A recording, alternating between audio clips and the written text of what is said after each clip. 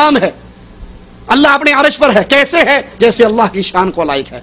قرآن میں آ گیا اللہ کے عرش کا ذکر، تجری بأعیننا، مختلف صفات کا ذکر آتا ہے. حدیث میں آتا ہے ہاتھ کا ذکر ہے، قدم کا ذکر ہے. اب جیسے ہے ہم ویسے مانتے ہیں. اللہ ہر رات آسمان دنیا پر نزول کرتا ہے. کیسے کرتا ہے؟ جیسے اس کی شان کو لائق ہے. اس کے لیے کوئی تشبیہ نہیں دی جا سکتی. جتنا آ گیا اتنا ہم مان لیتے ہیں. اہل سنت کے امام مالک رحمت اللہ علیہ فرماتے ہیں کہ اللہ کے عرش پہ مستوی ہونا ہمیں معلوم ہے، اس پر ایمان لانا واجب ہے، اس کے بارے میں سوال کرنا بدعت ہے، اس کی کیفیت مجہول ہے. اللہ اپنے عرش پر مستوی ہے. کیسے؟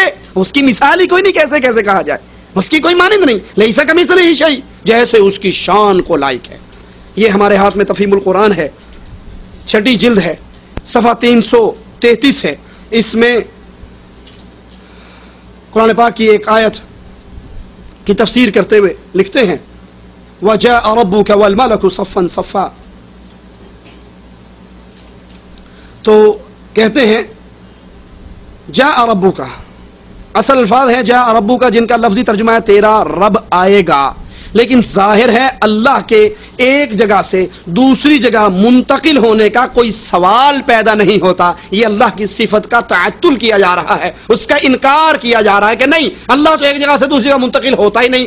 حدیث بتاتی ہے، رسول اللہ فرماتے ہیں، قرآن کی اسی آیت کی شرح بن جاتی ہے وہ کہ حدیث میں آتا ہے اللہ عز و جل آخری پہر اپنے عرش معلیٰ سے آسمان دنیا پہ نزول کرتا ہے. کیسے؟ ہمیں شریعت نے نہیں بتایا، ہم کھریدتے نہیں ہیں، اس کے پیچھے نہیں لگتے. جتنی بات آ گئی اتنی بات پر ایمان لاتے ہیں. اللہ آتا ہے جیسے اس کی شان کو لائق ہے.